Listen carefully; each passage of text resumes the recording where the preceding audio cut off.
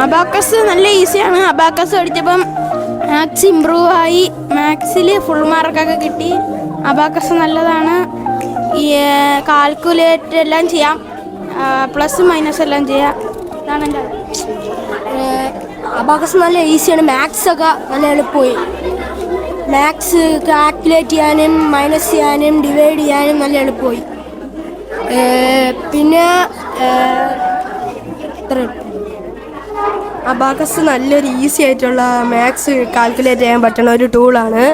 അതിൽ നമുക്ക് ഡിവൈഡ് ചെയ്യാം, മൾട്ടിപ്ലൈ ചെയ്യാം, എല്ലാം ചെയ്യും. പിന്നെ നമ്മളിപ്പം ഓരോരു സബ്ജക്റ്റ് പഠിക്കുമ്പോൾ നമുക്കതിൽ കോൺസെൻട്രേഷൻ കിട്ടും.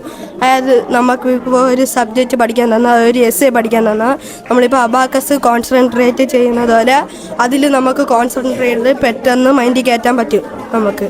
അതാണ് അബാക്കസ് പഠിച്ചാലുള്ള ഉപയോഗം.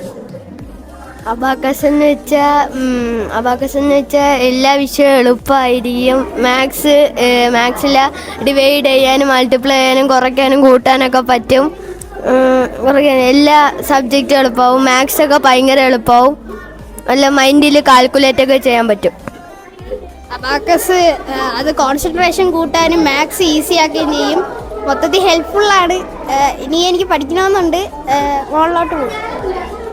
അബാക്കസ് വലിയ എളുപ്പമുള്ള ഒരു സബ്ജക്റ്റാണ്.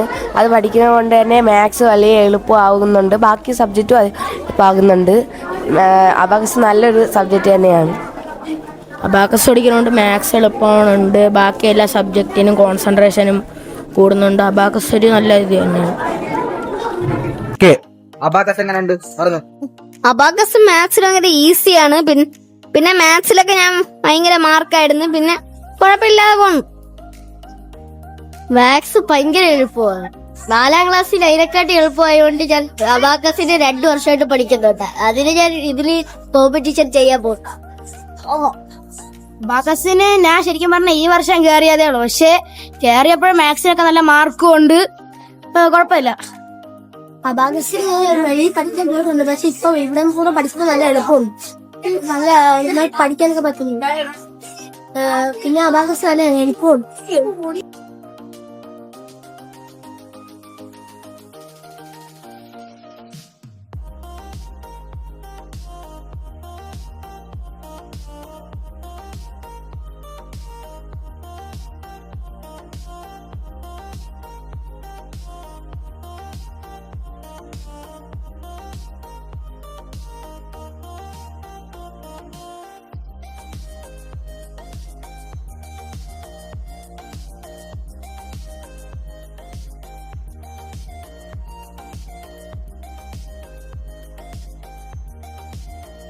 ഇവിടെ പാരൻസ് എല്ലാവരും ഉണ്ട്.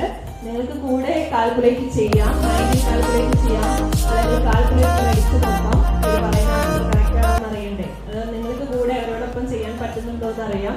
അപ്പോൾ നമ്മുടെ കോൺസെൻട്രേഷൻ എങ്ങനെയാണ് ചേഞ്ച് ആവുന്നതെന്ന് കൂടെ ചെയ്ത് നോക്കുമ്പോൾ നിങ്ങൾക്ക് മനസ്സിലാവും. ഓക്കെ മക്കളെ, clear abacus. Add 10, again add 10, minus 20, add 30, add 10, minus 40, add 10, again add 10, again add 10, minus 30, add 40, minus 20, again minus 20, add 50, add 20, minus 70, add 30, add 50, minus 80, add 40, add 50, minus 60, minus 30, add 20, again add 20, add 50, minus 90, add 10, again add 10, add 20, minus 40, add 50, add 20. 70. Okay, correct answer.